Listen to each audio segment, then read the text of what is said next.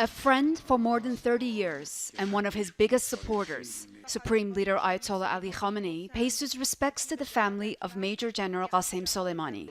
And the commander-in-chief of Iran's armed forces offered some words of comfort to Soleimani's widow. He faced death 100 times, carrying out his duties, but he was scared of nothing. I hope God gives him a higher place in the other world. He was eager to martyrdom. The Supreme Leader told the general's daughter how the entire nation appreciated all her father did for his country. A sentiment echoed by President Hassan Rouhani, who also had a strong message for the United States. This great man deserved not to be killed by any ordinary person or terrorist, but to be killed by history's biggest terrorist. When this general died, the whole US Army is put on alert in the entire region. The country is now officially in mourning. On the streets of the capital on Saturday, Iran prepares to say goodbye to one of its most important figures. Major General Qasem Soleimani's image is now on full display across Tehran. People here credit the safety and security that they enjoy to him and his Quds forces, who have managed to keep away groups such as ISIL.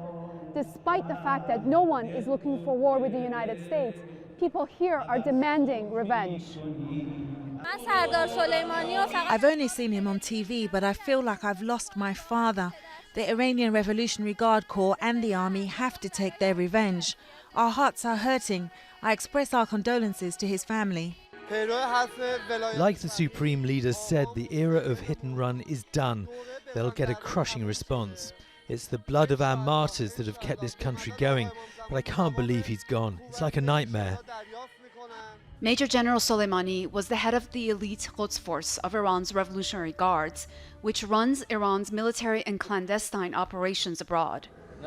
The United States said it was responsible for the campaigns in Iraq, Lebanon, Syria, Germany, Kenya, Bahrain, and Turkey. Qasem Soleimani rarely appeared in public, but videos of his military activities added to his status,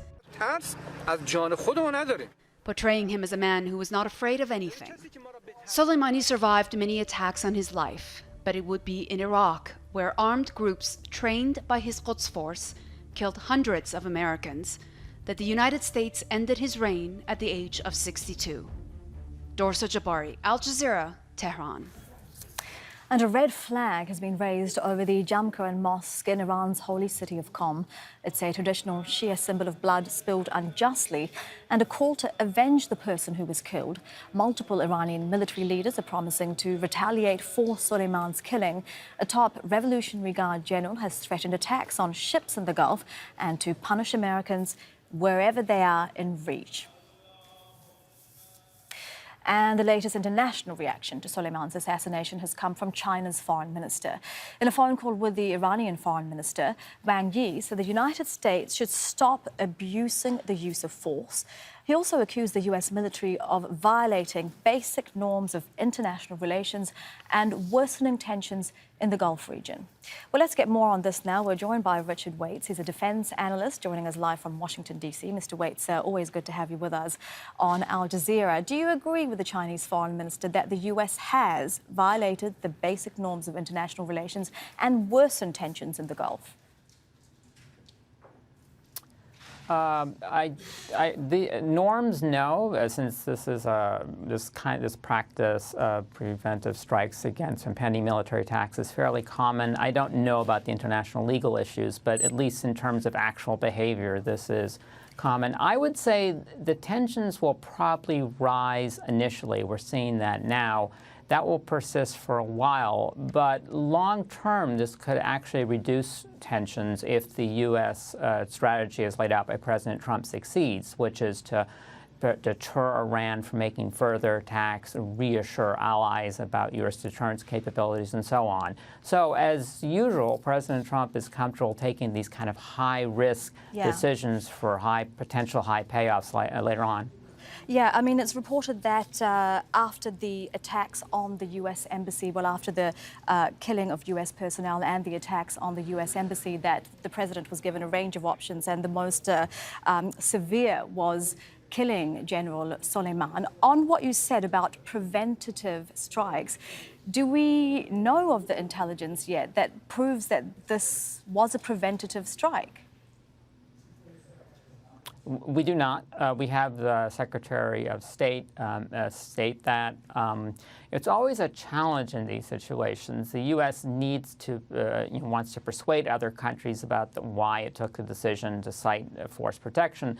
But if you reveal too much information, that means that the future attackers are going to be able to take advantage of that and perhaps exploit weaknesses in your defenses better. And we already have, the Washington Post's Iraq correspondent quoting unnamed U.S. officials saying that the intelligence that they know of that Iran was going to carry out attacks led by General Soleimani was razor thin. We do expect Iran to retaliate, though. So how do you think that they will do that?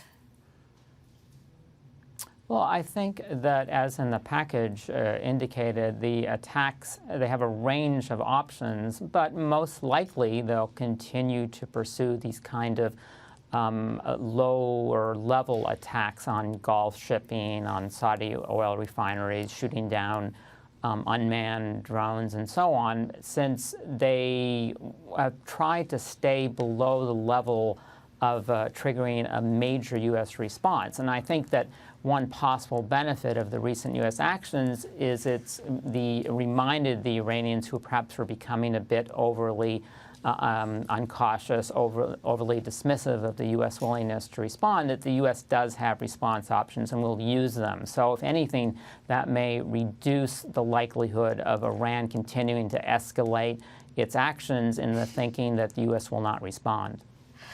But given that, Iran's senior Iranian leaders have said that they will take revenge for this, what do you make of the U.S., deploying 3,000 troops to the region at this time? Well, that's probably a prudent decision. I mean, I think the Iranians will take some response, and by putting more forces in the region, that means it will probably make it less likely again that they're going to resort to actual military strikes against U.S. forces, since they could easily lose in a battle.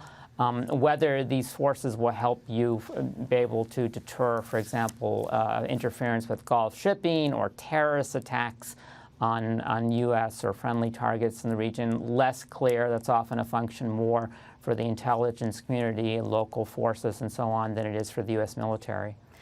Mr. Waits, it's interesting to get your perspective on this. Thank you for your time. For now, that's Richard Waits, live in Washington, D.C. Thank you. Thank you.